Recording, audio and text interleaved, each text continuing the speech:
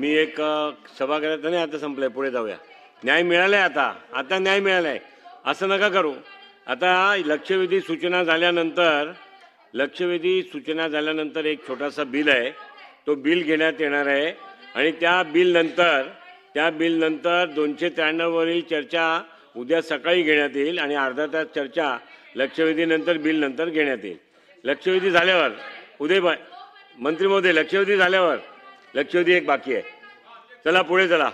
आणि आज सांगा अनिल सांग. अध्यक्ष महोदय, मी आपलं मनापासून या ठिकाणी आभार मानतो. मी शासनाचा पॉइंट ऑफ इन्फॉर्मेशनच्या माध्यमातून एक गोष्ट लक्षात आणून देतो.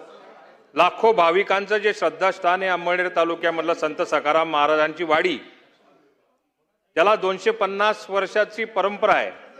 250 वर्षापासून प्रति पंढरपूर म्हणून अंमळनेरला त्या ठिकाणी संबोधलं जातं किंवा त्याची ओळख त्या पद्धतीने. अध्यक्ष महोदय, काल त्याला आग लागून ते खाक झालेलं आहे. भाग्याची गोष्ट आहे की त्याच्यामध्ये देव मात्र वाचलेले आहेत. अध्यक्ष महोदय, मी आपल्या माध्यमातून 25 तारखेला पंढरपूरची आषाढी एकादशीचा उत्सव साजरा होणार आहे. मी आपल्याला एक विनंती करणार आहे की लाखो भाविक अंमळनेरच्याही या प्रति पंढरपुरामध्ये पांडुरंगाचं दर्शन घ्यायला त्या ठिकाणी येत असतात. मी आपल्याला एक विनंती करणार आहे की याचं स्ट्रक्चरल ऑडिट शासनाच्या एक निदर्शनात आपण आणून द्यावा. अध्यक्ष महोदय, आपण सूचना द्यावी. याचं स्ट्रक्चरल ऑडिट करून याचा तातडीने पर्यटन विभागाच्या माध्यमातून तीर्थक्षेत्र विकास क्षेत्राच्या अंतर्गत याला समावेश करावा आणि तसा प्रस्ताव मागवावा. सरकारने शासनाने नोंद घ्यावी. लक्षवेधी क्रमांक 4 लक्षवेधी क्रमांक 5 आपली 5 आहे.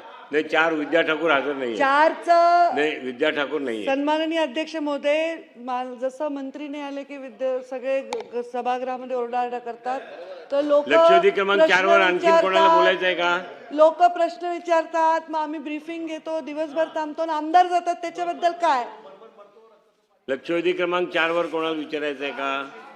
हे उशिरा येऊन पुढे मागे असे मंत्री आमच्यावर टिप्पणी करतात, सिनियर असून सुद्धा. काय करावं याचं अध्यक्ष महोदय? चला लक्षवेधी क्रमांक 5 अध्यक्ष महोदय वितरित केल्याप्रमाणे. अध्यक्ष महोदय, कोणाला विचारायचं नाही. विचारल्या एक मिनिट ताई, लक्षवेधी विचारणारा सदस्य प्रश्नोत्तराला जर हजर नसेल तर आपण तो प्रश्न कोणालाही सभागृहामध्ये घ्यायला परवानगी. मी विचारलं कोणाला, परंतु लक्षवेधीमध्ये तशी प्रथा नाही अजूनपर्यंत तरी. मला असं वाटतं की जे हजर नाहीत त्यांची लक्षवेधी आपण रद्द करावी असं माझं मत. चला, चा विषय आहे, एन्क्रोचमेंटचा विषय, असे प्रश्न टाकून ऍब्सेंट राहणं बरोबर नाही. चला गोपीचंद पडळकरजी, लक्षवेधी अध्यक्ष महोदय.